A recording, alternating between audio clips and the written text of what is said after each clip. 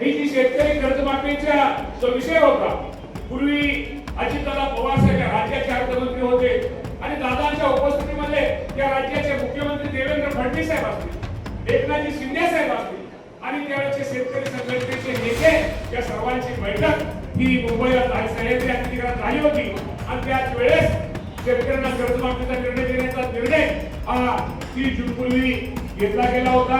कुठली तरी पहिली एक अडचण अशी आली की जे इन्कम टॅक्स शेतकरी भरतायत त्यांची यादी सरकारने मागितलेली आहे. ते आयटी नाही फक्त यादी मागवतोय, थोडासा की थोडाफार असतो त्याला काहीतरी रक्कम वगैरे काहीतरी केली जाईल. त्यामुळे अजिबात तुम्ही काळजी करू नका, थोडा उशीर होतोय पण कर्जमाफी ही निश्चित प्रकारे बदलून आता. उपस्थित सर्व बंधू आणि भगिनींनो, राजमाता पुण्यश्लोक अहिल्यादेवी होळकर यांची जयंती आज आपल्या बारामतीमध्ये आपण खूप मोठ्या उत्साहाने साजरी करीत आहोत. अहिल्यादेवी विकास प्रतिष्ठानचे अध्यक्ष, आपल्या सर्वांचे नेते आदरणीय नाना पाटलांनी आपल्या सर्वांना एकत्र बोलवलं आहे. या कार्यक्रमासाठी उपस्थित असलेले या राज्याच्या उपमुख्यमंत्री, आपल्या सर्वांच्या नेत्या सुनीत्रावहिनी पवार, छत्रपती कारखान्याचे चेअरमन पृथ्वीराज बापू जाधव, मदन नाना देवकाते, संभाजी नाना होळकर, संदीप बांधल, पुरुषोत्तम बंधू आणि भगिनींनो, आपल्या सर्वांना माहिती आहे की नाना पाटलांची आपल्या बारामतीतली जयंती आज पहिल्यांदाच आपल्या सर्वांचे आवड दिवंगत नेते अजितदादा पवार साहेबांच्या विनाही पहिली जयंती होती. आज दादांची आठवण आपल्या सगळ्यांना आल्याशिवाय राहत नाही. त्या प्रत्येक जयंतीमध्ये दादा या कार्यक्रमाला असायचे. जयंतीला आल्यानंतर निश्चित प्रकारे सगळ्यांची विचारपूस, सगळ्यांची अडचणी दादा जाणून घ्यायचे आणि समाज बांधवाला की काय मदत करता येईल किंवा काय दिलं पाहिजे हे दादा देण्याचा प्रयत्न करायचे. परंतु आज दादा आपल्यात नाही, त्याचं दुःख ते निश्चित प्रकारे आपल्या सर्वांना. मी नाना पाटलांचं भाषण बारकाईने ऐकत होतो. ते सुनेत्रा वहिनींना बऱ्याचशा गोष्टी, दादांच्या गोष्टी सुनेत्रा वहिनींना सांगण्याचा प्रयत्न नाना पाटलांचा होता. दादा काम करताना सगळ्यांना बरोबर घेऊन जाण्याचा उद्देश दादांचा प्रयत्न असायचा. सर्व समाज बांधवांना प्रत्येक ठिकाणी समतोल सगळ्यांना बरोबर घेऊन दादांनी सर्वांना बरोबर घेऊन जाण्याचं काम हे दादांनी केलेलं आहे. याची आपल्या सर्वांना माहिती आहे. आज मी तुम्हाला प्रामाणिकपणे सांगतो, सुमित्रा वहिनींनी उपमुख्यमंत्री पदाची शपथ घेताना तुम्हाला सर्वांना माहित आहे, सुमित्रा वहिनी हे पद घ्यायला अजिबात तयार नव्हत्या. सुमित्रा वहिनी आम्हा सर्वांना स्पष्ट नकार दिला होता. परंतु आम्ही सर्व आमदारांनी वहिनींना विनंती केली, वहिनी तुम्हाला तुमच्यासाठी करायचं नाही आहे. ज्या दादांनी या राज्यामध्ये हजारो लाखो कार्यकर्ते पेले, लाखो कार्यकर्ते, लाखो जनता ही दादावरती प्रेम करते, त्यांना कुठेतरी एक आधार, त्यांना एक मायेचा आधार, यासाठी वहिनी तुम्हाला हे पद स्वीकारावं लागल. आणि वहिनीचा विलास असताना, वहिनीला इच्छा असताना पण सर्व कार्यकर्त्यांच्या, सर्व आमदारांच्या आग्रह असो हे उपमुख्यमंत्री पद स्वीकारावं लागलं. हे पहिल्यांदा मी तुमच्या सर्वांना सांगू इच्छितो. आज वहिनी काम करताय.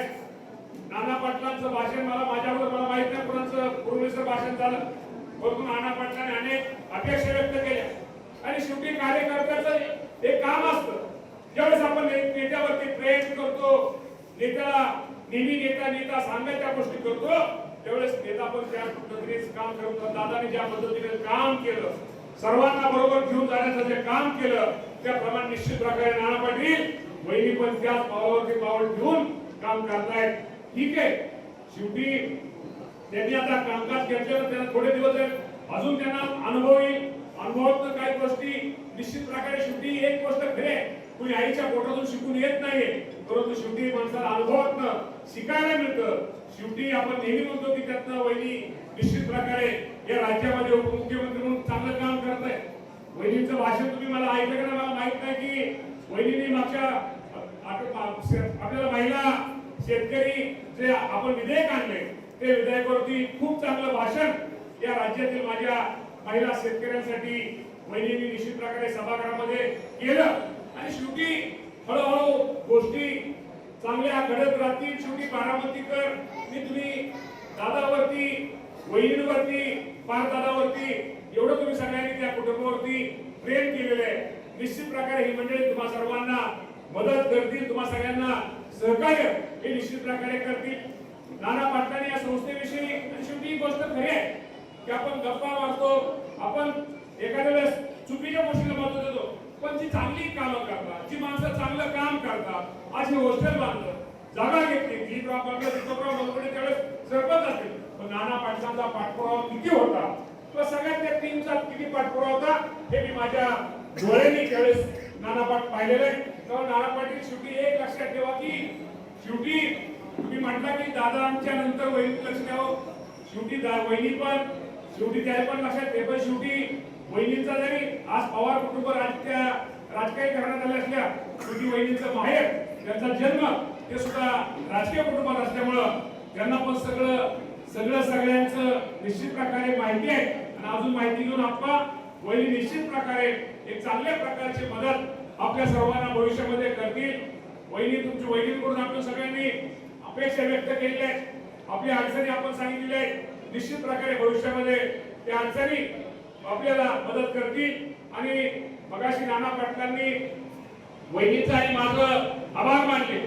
आपल्याला माहित आहे की ही जी शेतकरी कर्जमाफीचा जो विषय होता, पूर्वी अजितदादा पवार साहेब राज्याचे अर्थमंत्री होते आणि दादांच्या उपस्थितीमध्ये त्या राज्याचे मुख्यमंत्री देवेंद्र फडणवीस साहेब असतील, एकनाथजी शिंदे साहेब असतील आणि त्यावेळेचे शेतकरी संघटनेचे नेते या सर्वांची बैठक ही मुंबईला सह्याद्री अतिथीगृहात झाली होती आणि त्याच वेळेस शेतकऱ्यांना कर्जमाफीचा निर्णय देण्याचा निर्णय हा 30 जून पूर्वी घेतला गेला होता.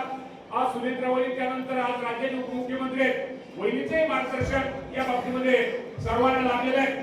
तुम्ही म्हणताल 30 जून होऊन गेली, परंतु 30 जून होऊन जरी गेली असती तर कुठली आपल्याला माहित आहे की गोष्ट करताना कर्जमाफीची जी रक्कम आहे आपल्याला माहित आहे की पुरवणी मागण्या आपण ज्या सादर केलेल्या आहेत त्यामध्ये ही रक्कम पुरवणी मागण्या ज्यावेळेस मंजूर होत्या आणि मंजूर केल्यानंतर ते राज्यपालांची सही लागते, त्याप्रमाणे पुरवणी मागण्या मंजूर झाल्या, राज्यपालांची सही होईल आणि त्यात एक आता कुठली तरी एक वहिनी एक अडचण अशी आली की जे इन्कम टॅक्स जे शेतकरी भरतायत त्यांची यादी सरकारने मागितलेली आहे. मला वाटतं नाना पाटील तुम्ही इन्कम टॅक्स भरत नाही ना? नाना पाटील तुम्ही शेतकरी म्हणून इन्कम टॅक्स भरत नाही ना? भरत नाही नक्की? भरत असणार तुम्हाला कर्जमाफी मिळणार नाही, बरोबर आहे ना? त्यामुळं हे अजून तो निर्णय झाला नाही तर तुम्ही करता म्हणजे आयटी नाही फक्त यादी मागवतोय थोडासा किती थोडाफार असतो पण त्याला काहीतरी रक्कम वगैरे काहीतरी केली जाईल.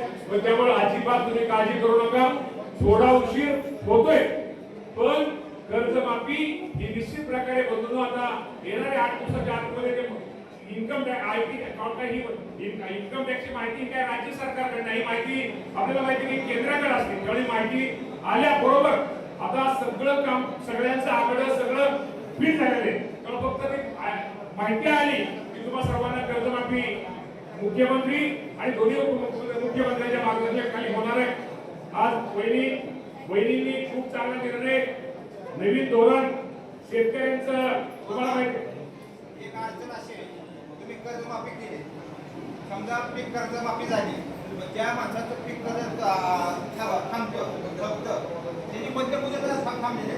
आता पीक कर्ज माफ झालं आणि त्याचं मध्यमुदत ठरलं असेल तर पीक कर्ज माफ करून मध्यमुदत आल्याशिवाय पुन्हा कर्ज मिळणार नाही त्याला, त्याची मशागतीला त्याला पैसे मिळणार नाही.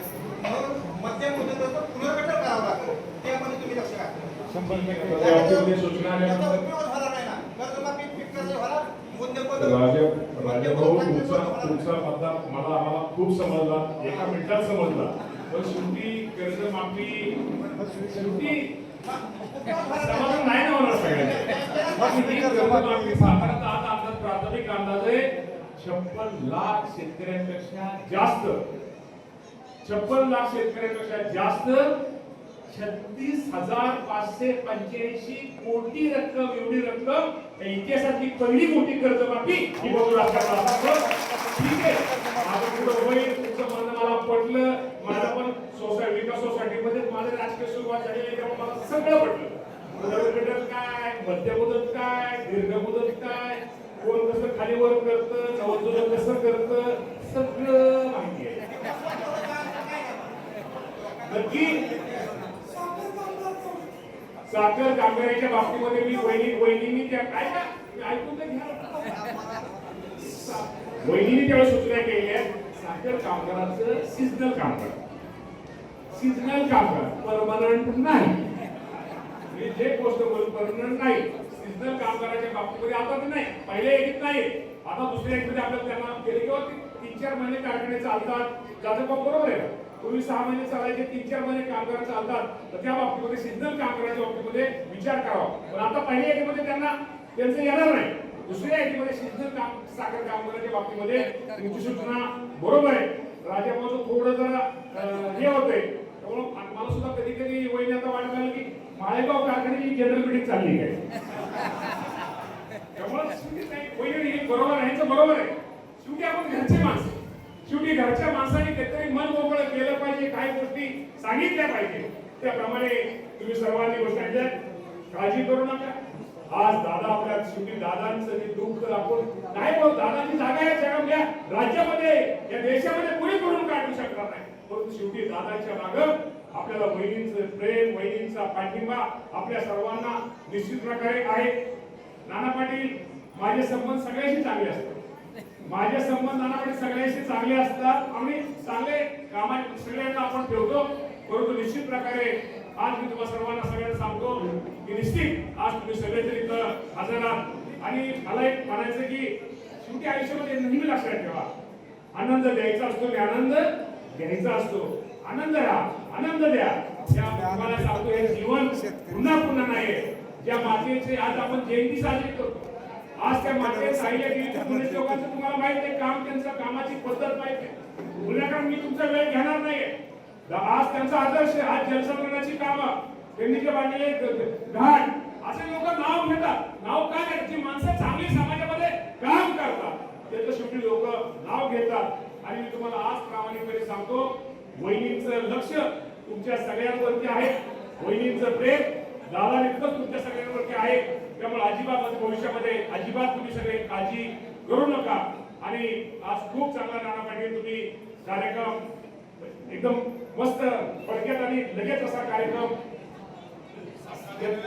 त्यामुळं वहिनी सकाळी वेळ लागली मला तुम्ही पहिला फोन केला. त्यामुळं नाना पाटलांचा कार्यक्रम हा चांगलाच असतो. सरी गेला काय, त्यामुळं खूप चांगला कार्यक्रम इथं घेतला. नाना पाटील ना तुमचं नाव घेऊन रडती बोलते तिथं तिला तुमच्याकडचं यायचंय. तुम्ही मागाशी म्हणला की सगळी कर्जमाफी तुमच्या गृहमंत्र्यांनी सांगितलं, याचं ऐकू नका. काही गोष्टीमध्ये ही गोष्ट खरी आहे.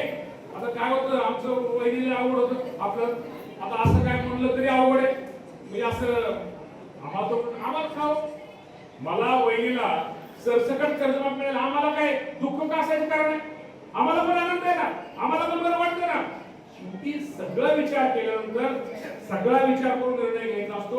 तेव्हा निश्चित प्रकारे ज्या चांगल्या सूचना तुम्ही सगळ्यांनी मांडल्या, अनेक सूचना मांडल्या, 2019चे काही विषय असतील त्या बाबतीमध्ये उपसमिती, त्या बाबतीमध्ये मुख्यमंत्र्यांनी सांगितले या बाबतीमध्ये चर्चा करून उलट आपलं काय आहे, आपलं नाही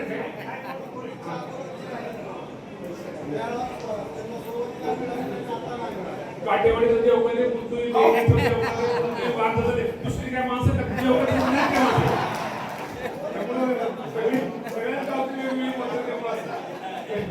त्यामुळे जाऊ दे, शेवटी हसत राहिलं पाहिजे, खेळत राहिलं पाहिजे. उगाच नाना पाटलाचा कार्यक्रम सुनेत्रवणी आले तर असं टेन्शन मोकळं आणि माणसाने कसं मोकळं राहू. मी आज तुमच्या सगळ्यांसमोर उभा आहे. आज मी मागाशी मला सांगतो, खरंच सांगतो, बापू जाधव बाबू आमचे सिनियर, मी 22व्या वर्षापासून या कारखान्याच्या संचालकापासून आज तुमच्या सगळ्यांच्या समोर उभा आहे. शेवटी प्रत्येक ठिकाणी आपण जर प्रामाणिकपणे राहिलो, नेत्याची निष्ठा, प्रामाणिकपणे नेत्याची निष्ठा ठेवली, प्रामाणिकपणे लोकांमध्ये राहिलो, लोकांमध्ये गेलं, लोकांमध्ये काम केलं, फक्त लोकांना वाटलं नाही पाहिजे, त्याचा काहीतरी स्वार्थ आहे किंवा हा काहीतरी लबाडी करतोय. तुम्ही लोकांशी प्रामाणिक राहा, लोकांना मदत करा, लोकांना सहकार्य करा. आणि मी एक नेहमी सांगतो, वहिनी सचिन शेठ तुमचं लय मोठं काम आहे नगरपालिकेचं. नेहमी लक्षात ठेवलं पाहिजे नाना की मोठ्याची आपण वैदिक कामं, मोठी माणसं कदाचित कामं केली आणि एखादं काम विसरते. गरीब माणूस त्याची अपेक्षा खूप छोटे छोटे असतात, त्याची कामं खूप छोटी छोटी असतात. एक काम केलं गरीबाचं तर तो आयुष्यभर विसरत नाही. त्यामुळे निश्चित प्रकारे गरीब माणूस काम करण्याचा प्रयत्न आज वहिनीच्या नेतृत्वाखाली आम्ही सगळेजण करतोय. तुमच्या सगळ्यांची साथ, तुमच्या सगळ्यांचं सहकार्य, तुमच्या सगळ्यांचा आशीर्वाद आमच्या सगळ्यांच्या पाठीमागे राहू द्या. आणि शेवटी तुमचा आशीर्वाद नक्की आम्हाला काम करायला थोडं एक प्रेरणा मिळते, एक ऊर्जा मिळते. अशीच ऊर्जा राहू द्या. पुन्हा एकदा आपण सगळेजण या कार्यक्रमासाठी उपस्थित राहिला त्याबद्दल आपल्या सगळ्यांचे आभार मानतो. जयंतीच्या निमित्ताने आपण शुभेच्छा देऊन थांबतो. धन्यवाद. जय हिंद.